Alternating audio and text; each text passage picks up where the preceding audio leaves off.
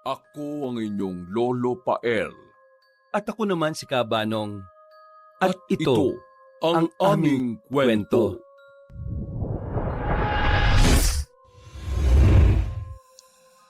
Sa gitna ng malawak at masiglang pamilihan ng Baryo Kaladkad, walang hindi nakakakilala kay Donna, isang 35 gulang na babaeng tindera ng mga kakanin, prutas at ilang pang pagkaing lutong bahay. Hindi lang dahil sa ganda niya siya hinahangaan ng mga tao, kundi dahil na rin sa kanyang kakaibang karisma at kasipagan. Ang buhok niya ay mahaba at laging maayos na nakapusod. Kumikintab ito tuwing tinatamaan ng araw. Natural na mapuputi ang kanyang ngipin na tila hindi galing sa hirap, at ang kanyang balat ay kulay kayumangging ginto na parang palaging nahahaplos ng araw ngunit hindi kailanman nasusunog. Marami ang nagsasabing kahit galing sa hirap at hindi siya nakapagtapos ng kolehiyo, ay madali siyang makakaahon sa buhay. Dahil ito sa angkin niyang kagandahan at sa diskarte sa pagtitinda. Mabilis siyang mag-isip, mabilis makabenta, at mabilis din na magpaikot ng mga kausap. 6:00 pa lang ng umaga ay dinig na ang boses ni Donna mula sa kanyang pwesto. Mainit-init pa po. Kakanin ni Donna na wala ng katulad. Bili na kayo mga suki. 10 piso lang ito. At may libreng ngiti pa galing sa masayahing tindera. Ang mga matatanda, mga binata at kahit mga batang dumaraan ay napapatingin talaga sa kanya. Madalas siyang biruin ng ibang tindera na bukod sa sarap ng mga tinitinda niya, mabilis itong maubos dahil sa angkin niyang karisma. Pero meron ding nagsasabi na hindi nga masarap ang tinda niya at napapabili lang dahil nga maganda siya. Pero nginingitian lang niya ang mga yon at hindi na rin nagkokomento pa. Sanay na kasi siya sa mga papuri at panglalait ng mga tao. Pero alam niyang kung hindi naman ito nakakatulong sa kabuhayan niya, ay dededmahin niya na lang. Isang araw ng linggo, habang abala siya sa pagbibenta, ay may napansin siyang may edad na lalaki.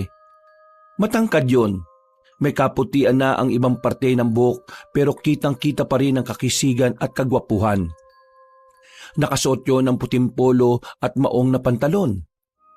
At sa kanang kamay ay may mamaharing relo na kumikislap kapag natatamaan ng sikat ng araw.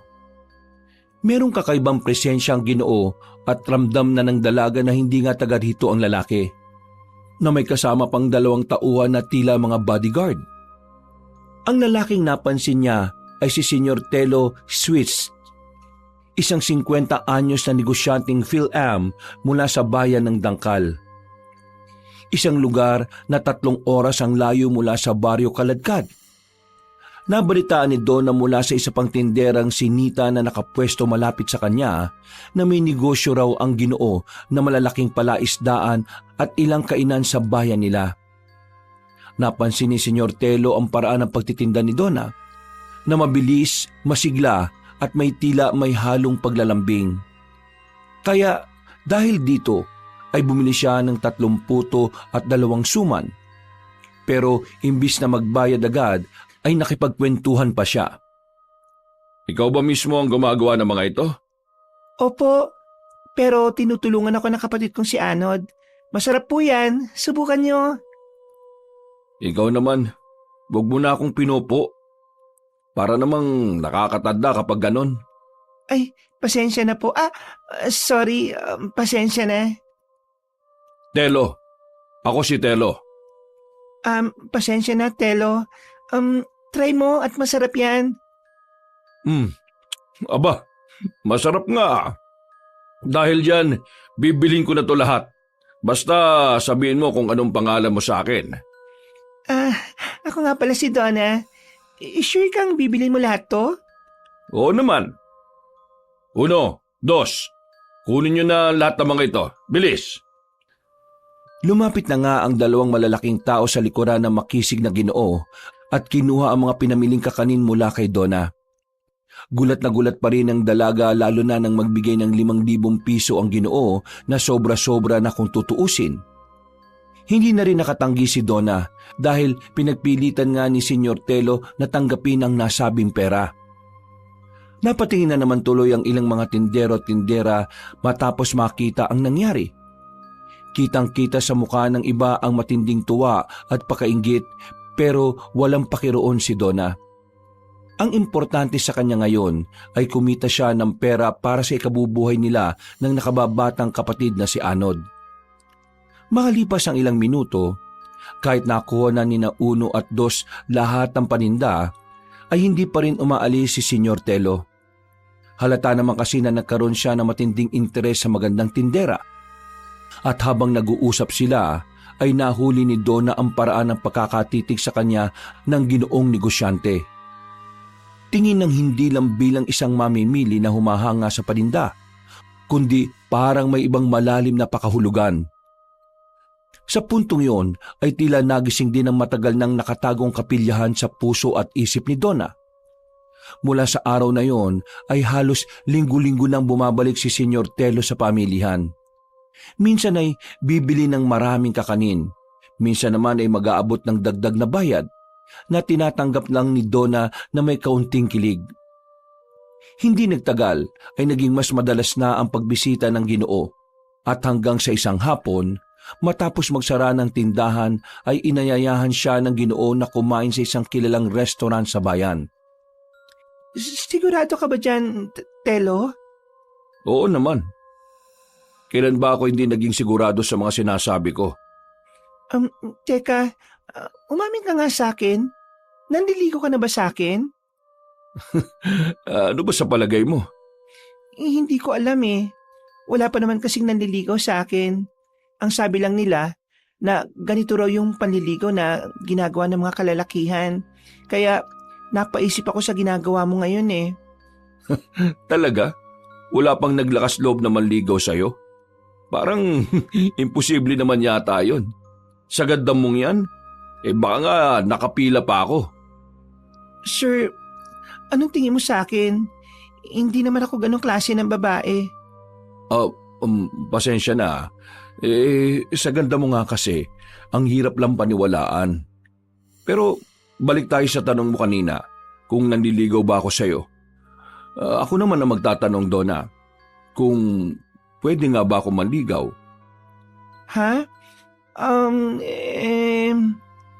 Kapag tumanggi ka sa paanyaya kong kumain sa labas, ibig sabihin ay tinatanggihan mo ang panliligaw ko. Titigilan na kita kapag ganon. Sige, pumapayag na ako. Hindi na nga tinanggihan ni Donna ang alok kaya laking tuwa talaga ng Ginoo dahil alam naman niyang malaki ang pag-asang mapasagot niya ng oo ang dalaga. Pagdating sa mamahaling restaurant, sa hapag ay magaan ang kanilang naging kwentuhan mula sa buhay sa Amerika, sa negosyo ni Senyor Telo, hanggang sa personal na mga bagay.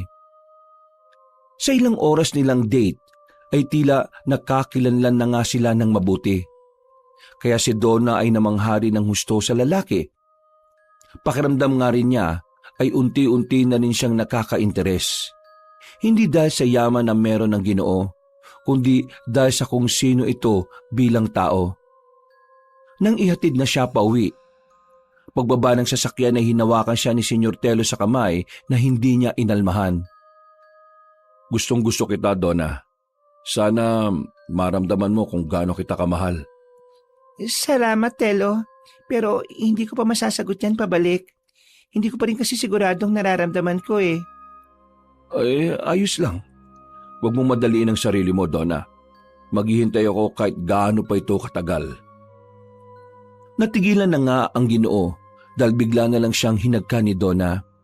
Kahit mismo ang dalagay nagulat sa naging hakbang niya. Pero wala naman siyang pinagsisihan dahil nagustuhan niya ang tugon na halik ng matipunong Ginoo. Sa unang pagkakataon kasi sa kanyang buhay ay nakaramdam siya ng kakaibang sensasyon na nagpakilig sa buo niyang pagkatao. Para siyang nililipad ng ulap at pakiramdam niya rin ay parang sila lang ni Senyor Telo ang tao sa mundo. Nang matanggal ang kanilang mga labi ay napangiti sila sa isa't isa. Masayang-masaya talaga si Donna dahil ito ang una niyang halik at hindi niya pinagsisisihan ng tungkol sa bagay na ito. Ganito pala ang pakiramdam ng nahalikan? Ibig mong sabihin na ako pa lang ang first kiss mo? Nakakayaman sabihin pero totoo yon. Talagang napakaswerte ko pala kung ganun. Pero hindi ibig sabihin na nahalikan mo na ako sinasagot na agad kita ha. Titingnan ko pa rin kung anong totoong intensyon mo bago mo makuha ang matamis kong oo. Oo naman. Promise, Donna. Kahit maging tayo na, ipaparamdam ko pa rin sa'yo araw-araw na para kitang nililigawan. Ganun kita kamahal. Hindi na umimik ang dalaga, pero halatang halata sa mukha niya ang matinding pagkakilig. Tumakbo agad siya papasok ng bahay at sinalubong ng kapatid na si Anod na nakangiti lang din sa kanya. Suportadong-suportado siya ng binata bilang nakababatang kapatid. At sa mga sumunod pa nga na linggo, ay naging mas malapit pa sila sa isa't isa. Nagsimula na ang mga tagpong lumalagpas sa simpleng pagliligawan. Mga tawagan sa gabi, madalas na pagkain sa labas at minsan ay maikling halik bago maghiwalay. Para kay Donna, si Senyor Telo ay hindi lang niya isa pang pag-ibig kundi ang sagot din sa kanyang mga pangarap. Isang lalaking may pera, posisyon at tandang maglaan ng oras sa kanya. Subalit kahit ganon ay mas matimbang din talaga ang pagmamahal niya para sa Ginoo. Pero wala sa isip niya na ang lalaking nagsisimula na niyang ibigin ay meron palang tinatagong lihim. Lihim na kapag natuklasan niya ay siguradong dudurog sa kanyang puso at bukod doon ay tuluyang babago sa kanyang pagkatao bilang isang babae.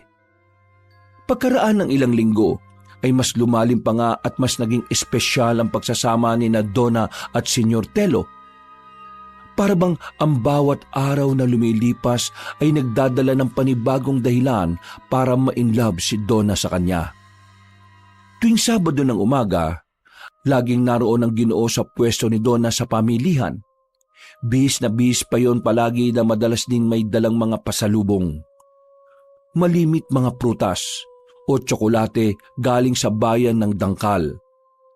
Sa mga ganitong simpleng regalo na talagang na-appreciate ng dalaga, ay naipapakita na rin ng Ginoong negosyante ang kanyang pag-aalaga, pagrespeto at pagmamahal. At sa tuwing nakikita sila ng mga tao sa pamilihan, ay marami ang natutuwa at siyempre marami rin ang naiinggit.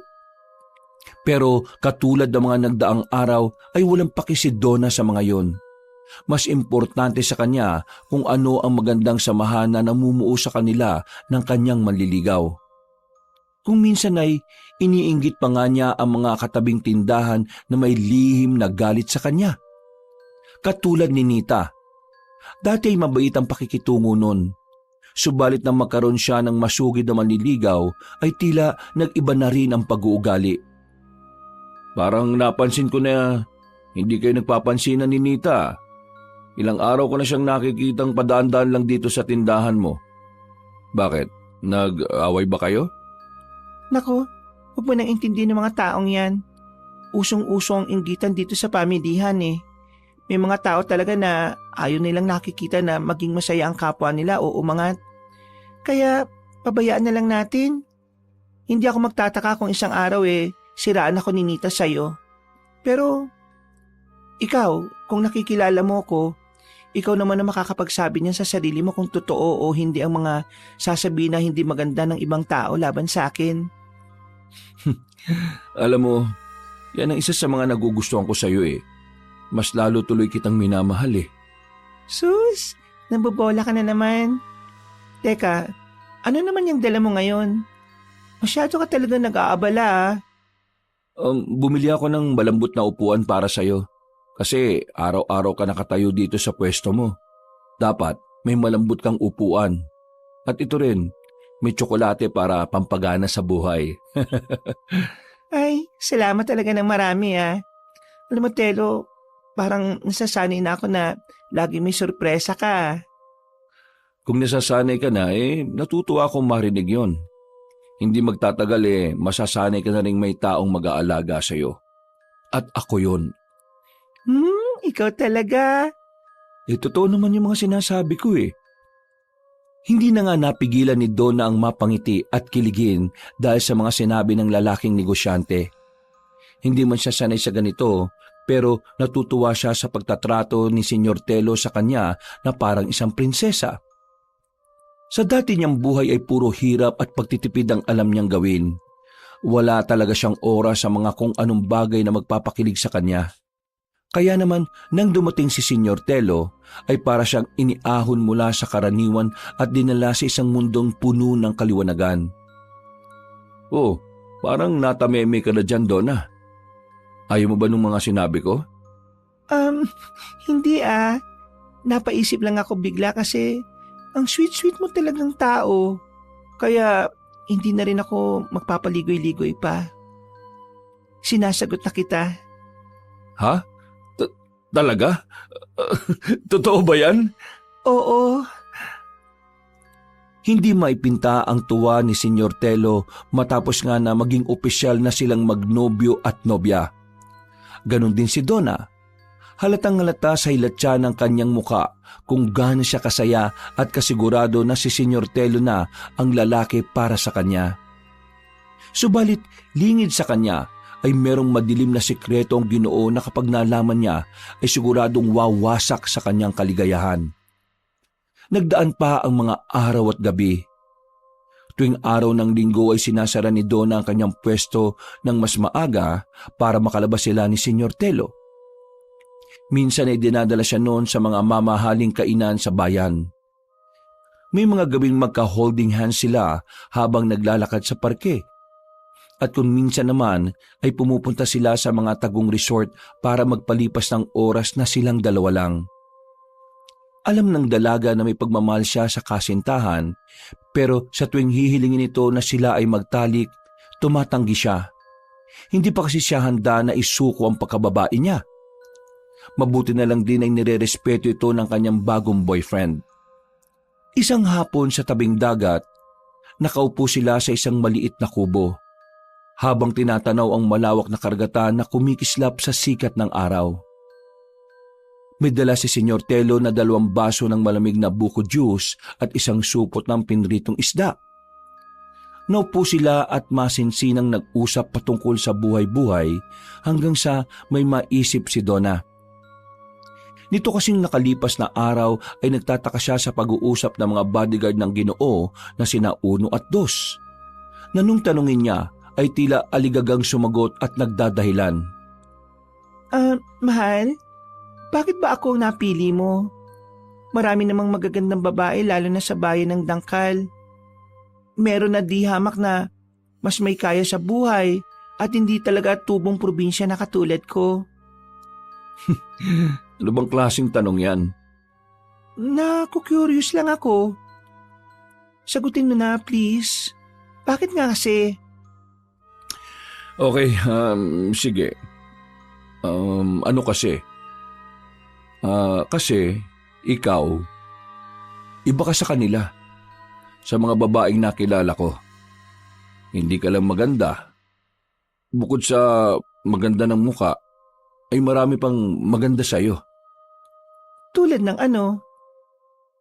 Marunong kang magpahalaga sa maliliit na bagay. Yung asawa, ano nga ba ito?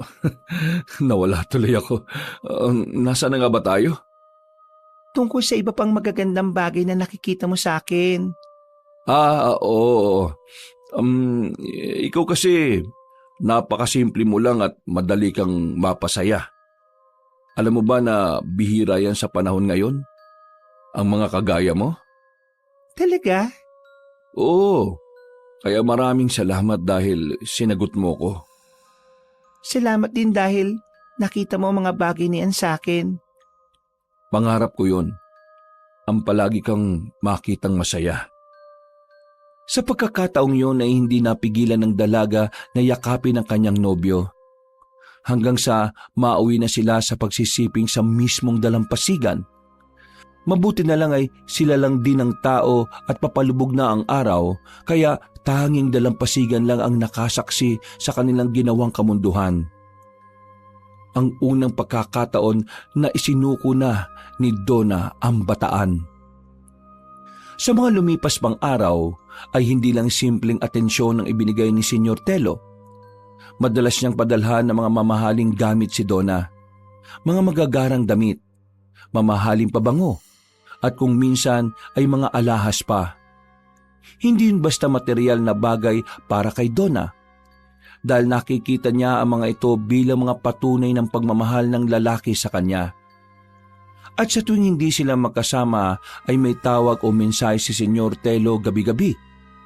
Nabilan din kasi siya ng cellphone para magkaroon sila ng komunikasyon kahit na malayo sa isa't isa. At habang lumalalim ang samahan nila, pakiramdam ni Donna ay unti-unti na siyang tinatahi sa isang panibagong buhay na mas maginhawa, mas maganda at mas puno ng kulay. Kaya malaki ang pasasalamat ng dalaga sa Panginoon dahil nga sa nakilala niya ang lalaking bumago sa kanyang pagkatao. Magkalayo man ang kanilang edad, ay alam niya rin sa sarili na mahal niya ang Ginoong negosyante at ganun din ito sa kanya. Sa pananaw ni Donna ay tila malinaw na ang direksyon na balang araw ay magtatayo sila ng sarili nilang negosyo. Magkakaroon ng sariling bahay at magbubuo ng sarili nilang pamilya.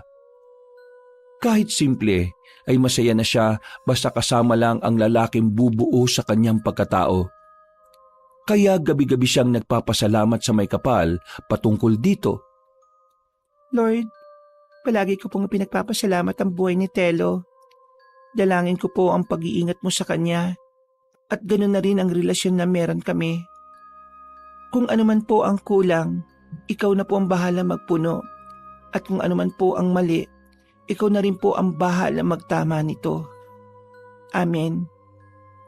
Isang gabi, pagkatapos nilang manood ng sine sa bayan, ay pumwesto muna sila sa parke para magpahinga.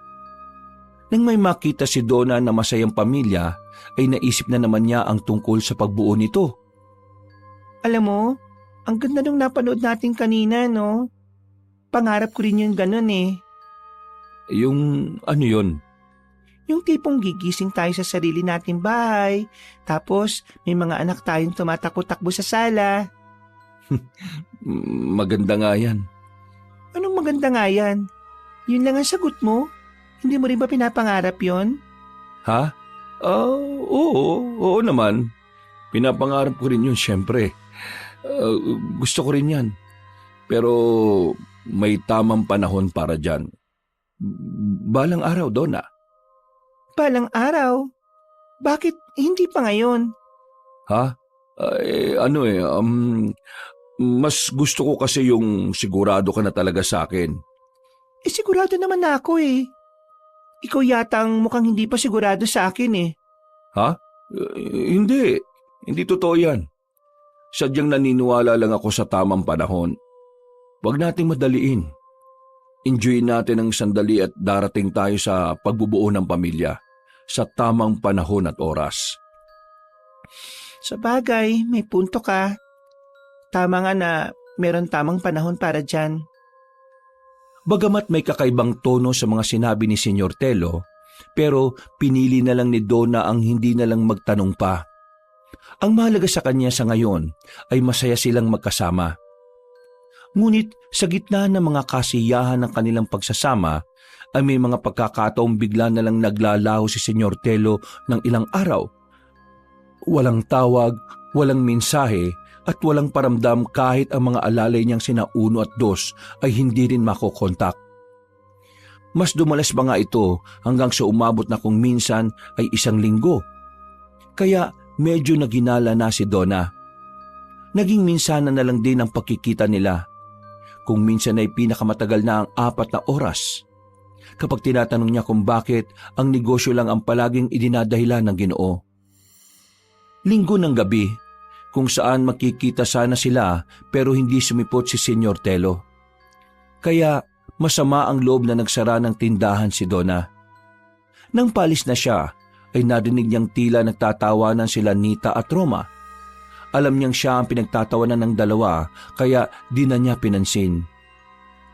Natigilan lang siya matapos marinig ang dalawa na mayroong pinag-uusapan at walang iba kundi ang nobyo niyang si Senyor Telo. May nakakita nga raw sa Ginoo sa bayan ng Dangkal na may kasamang ginang at binata. Ang hinala nga ay ito ang pamilya ng Ginoong negosyante. Pag-alis niya sa lugar na yon, ay hindi niya maiwasang mapaisip ng malala matapos marinig ang tungkol doon. Malamang gumagawa lang ng kwento-kwento ang mga yon. Paano magkakaroon ng pamilya si Telo? Hindi niya ako magagawang lokohin. Mahal niya ako. Mahal ko siya. Mahal namin ang isa't isa. Natigilan na siya sa pagsasalita dahil naramdaman niya ang pagtagas ng luha sa kanyang mga mata. Nagtuloy-tuloy siya sa paglalakad habang nagpapahid ng mga luhang ayaw tumigil. Patindi talaga ang galit sa akin nilang Nita at Roma. Kaya pati yung relasyon namin ni Telo, ginagawa nila ng kung ano-anong kwento. Pag-uwi ng bahay ay pinilit niyang kalimutan ang narinig. Ayaw niya kasing sirain ang kasalukuyang saya na meron siya. Pero sa kaibuturan na kanyang isip ay may mga tanong na nagsisimulang mabuo. Mga pagtataka at kung ano-ano pang bakit. Doon niya lang din napagtanto na sa halos mag-iisang taon nilang pagsasama ni Senyor Telo ay hindi niya pa rin yun gaanong kakilala. Maliban sa mga negosyo nito ay wala na siyang ibang alam tungkol sa nobyo. Kaya mas lalo siyang napaiyak matapos maisip na posibleng totoo nga ang mga pinagkukwentuhan kanina nila Nita at Roma. Sino ka nga ba talaga, Telo? Sino ka nga ba? Hindi tuloy nakatulog ng maayos ang dalaga at kinabukasan papunta pa lang siya sa pamilihan nang may isang dating kaibigan ang nagpunta sa kanyang bahay. Walang iba kundi si Maymay. Nakatira na kasi ngayon ang babae sa bayan ng Dangkal kaya nakumpirma niyang totoo ang pinagkukwentuhan ni Nita at Roma kagabi. Parang nadurog ang puso ni Donna matapos yung marinig. Lalo na nang makita niya sa makabagong cellphone ni Maymay ang malinaw na litrato ni na Senyor Telo na nakayakap sa isang babaeng may maayos na postura at nakasuot ng mamahaling damit. Sa tabi nila ay nakangiti rin ng isang binatang kasing edad lang ni Donna. Matangkad yun, mistiso at malakas ang dating nakahawig pa mismo ng Ginoong negosyante. Tila ba gumuho ang buong mundo para kay Donna. Naramdaman niyang nanginginig ang kanyang mga kamay, kaya saglit siyang huminto at sumandal sa gilid. Nang makita siya ni Anod, ay kumuha siya ng tubig at pinainom siya para mapakalma.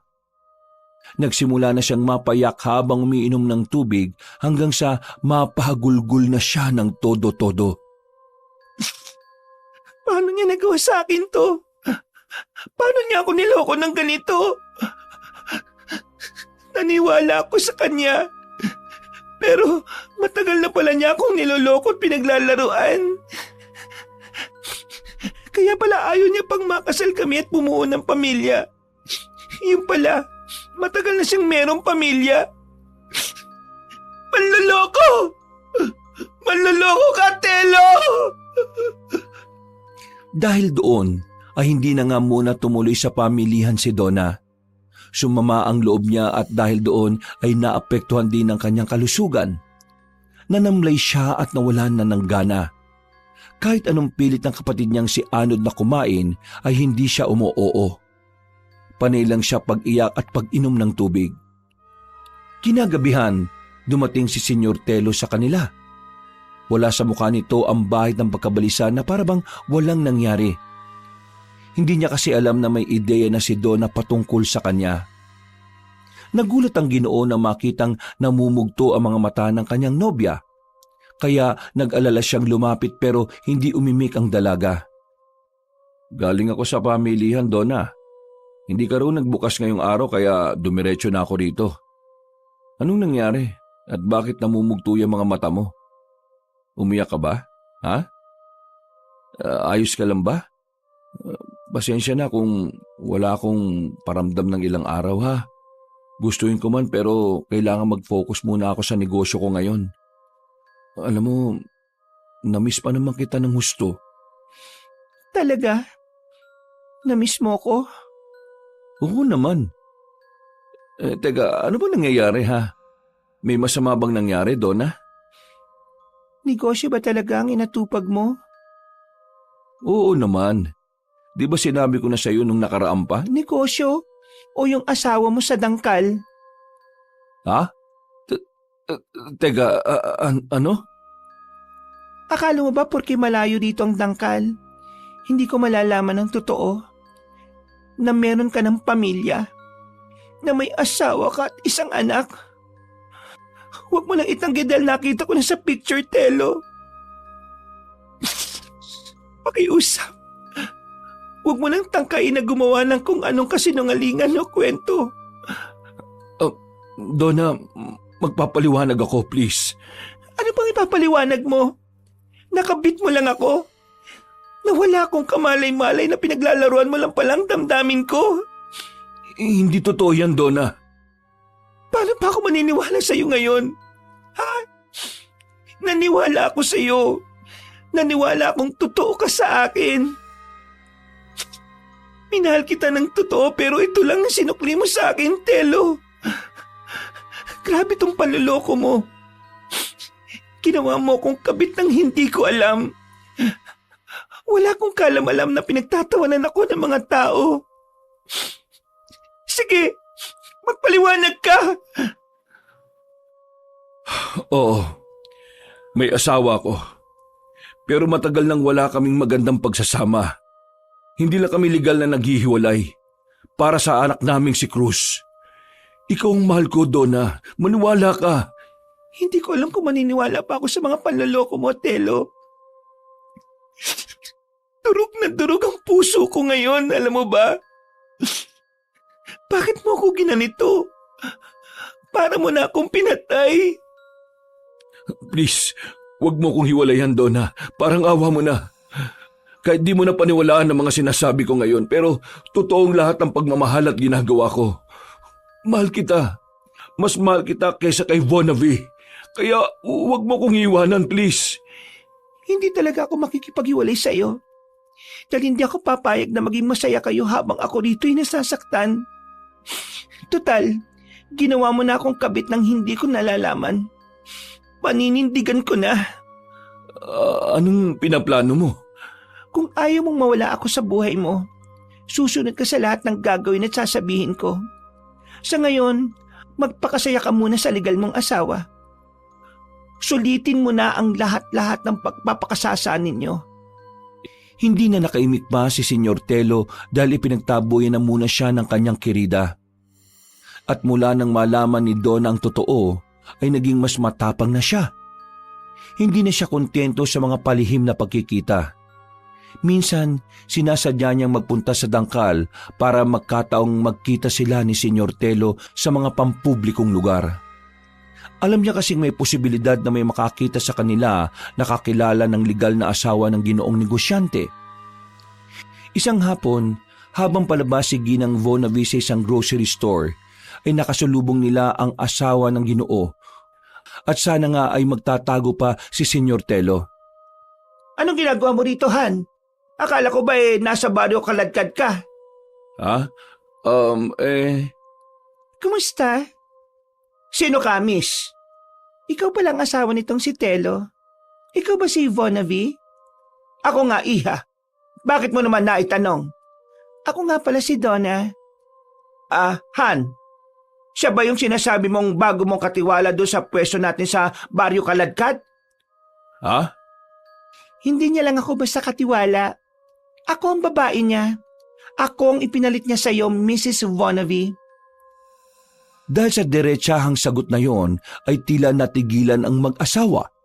Kitang-kita ang mga patak ng pawis sa noo ni Senyor Telo na panay ang pagpatak kahit anong punas niya. Si Ginang Vonavi naman ay halos mamula ang pagmumuka sa pagkabigla, lalo na nang humawak si Donna sa kamay ng Ginoo. Taas noon niyang hinarap ang legal na asawa habang napapataas ng kilay dito. Magandang araw, Mrs. Twist. Nagkakilala rin tayo sa wakas. Mag-isang taon na nga pala kami ng asawa mo para lang sa kaalaman mo. Anong sinasabi ng babaeng yan, Telo? Walang iya ka. Ang lakas ng loob mo. Malakas na talaga ang loob ko ngayon dahil alam ko naman sa sarili ko na mas bata at mas maganda ako sa'yo. Tila nanigas ang mukha ni Ginang Vonavi sa galit. Pero bago pa siya makasagot at makaporma, ay umalis na si Donna na hatak-hatak si Senyor Telo na hindi alam ang gagawin. Pagkatapos ng tagpong yon, ay tila nakaramdam ng kasiyahan si Donna sa kanyang puso. Pero parang kulang pa ang mga ito dahil gusto niya talaga na makuha ng buong buo si Senyor Telo. Malaki ang naging pagbabago niya. At kahit na tinatawag na siya sa baryo kaladkad na isang kabit o kirida, ay wala na talaga siyang pakialam. Naging mas proud pa siya sa sarili kaya nag-alala na rin ang kanyang kapatid na si Anod.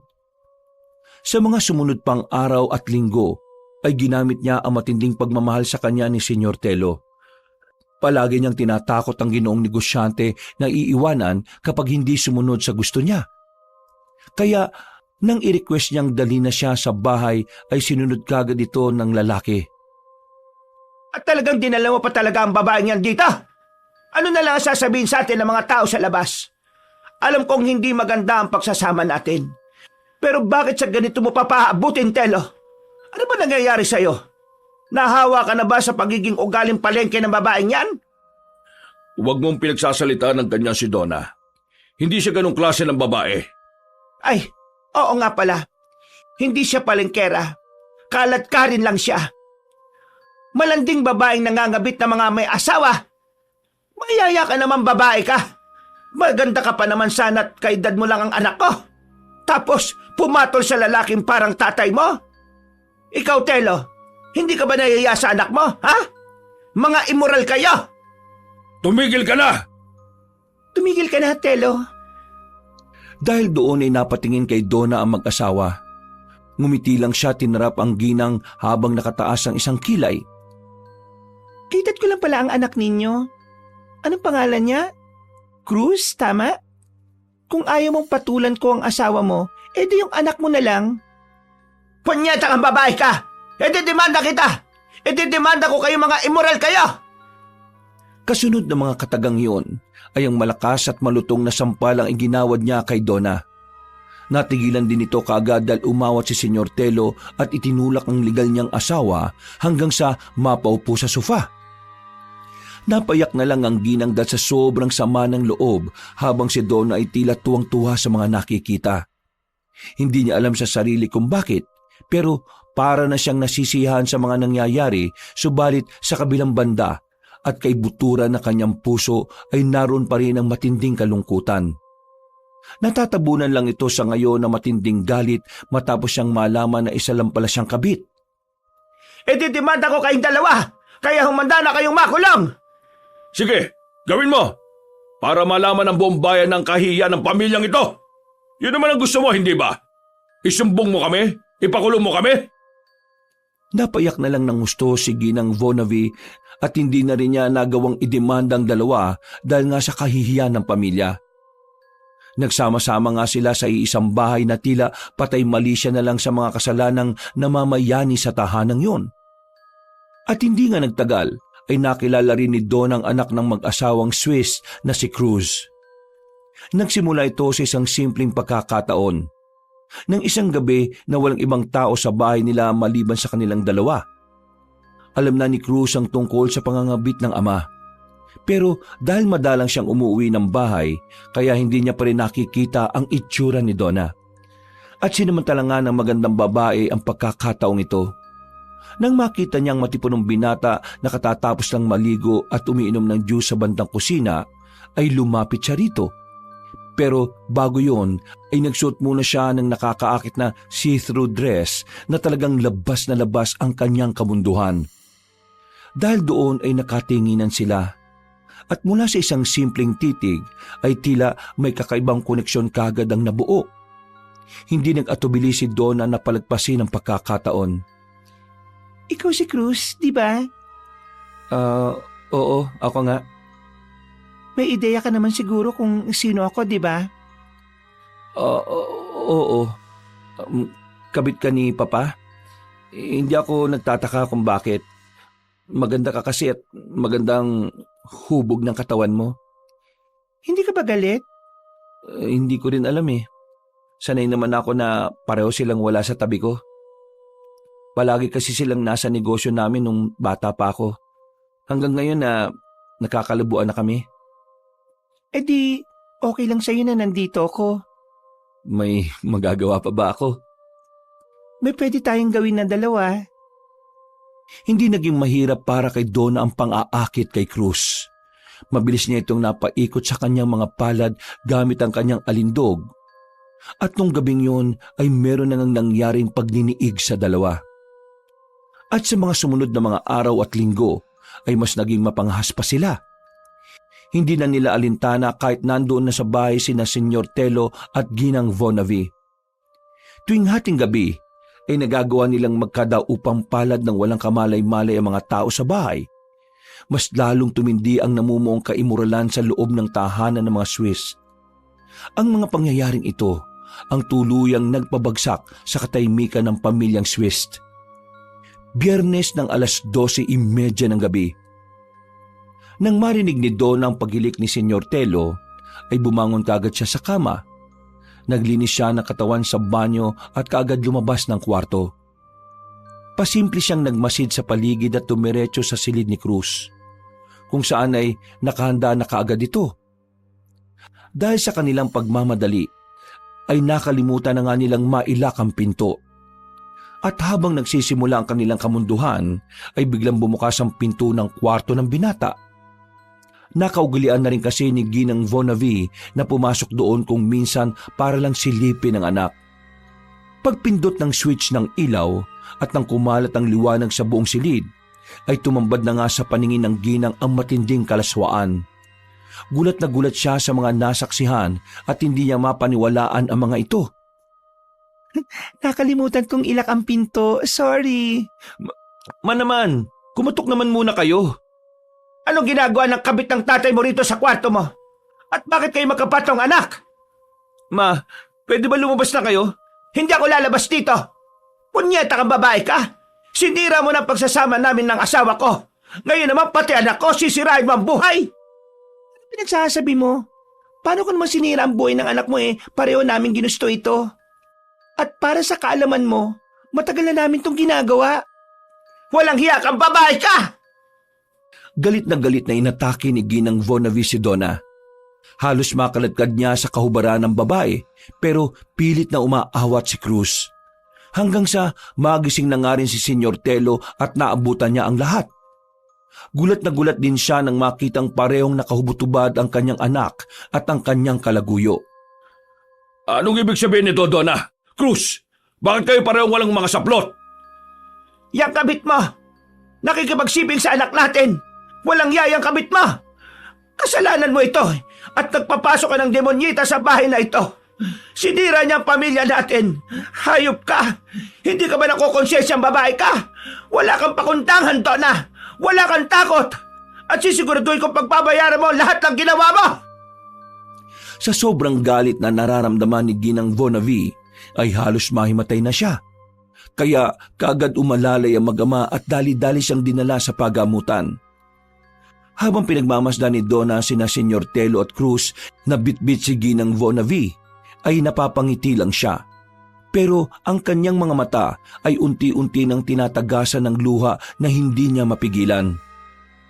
Masaya siya sa paghiganti, pero sa kaibuturan ng kanyang puso ay alam niyang mali ang kanyang mga ginagawa.